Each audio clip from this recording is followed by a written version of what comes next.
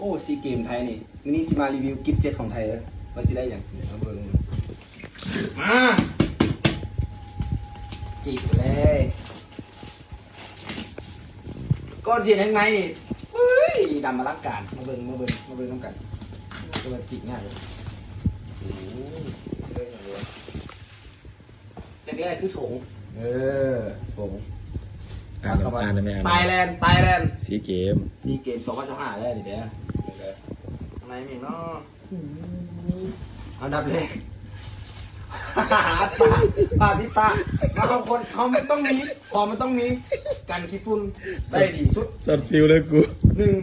ผมว่าที่1โอ้โหถงผ่าจะมุ่งอย่าง เครื่องไส้กูว่า มารุ่นน้ำกันทำนี่มาสับอยู่เลย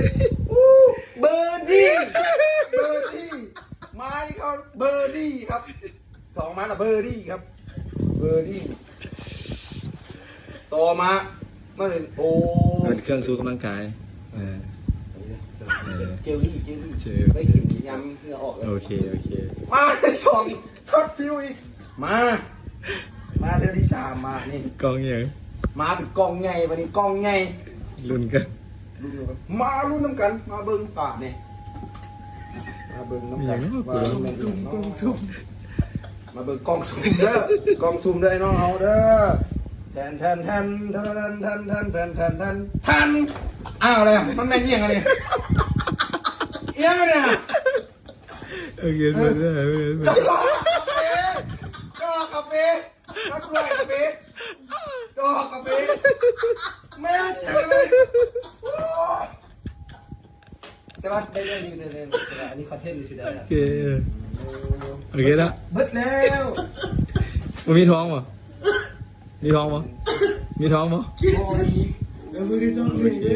งแดงมีอย่างนี้ กิฟต์เซ็ตอย่างน้อกินข้าวฟีเดอะมอลล์ลิฟต์ต่อบางกะปินี่ครับอันนี้พวกเข้าใจเลยมันแม่นอีกเลยพวกเข้าใจแต่ว่ามันเป็นโอ้มันเป็น500 บาทใบ500 บาทกิฟต์เซ็ตกินข้าวเซ็ตเด้อกิฟต์เซ็ตโอเคตามที่รีวิวโอเคครับขอบคุณครับ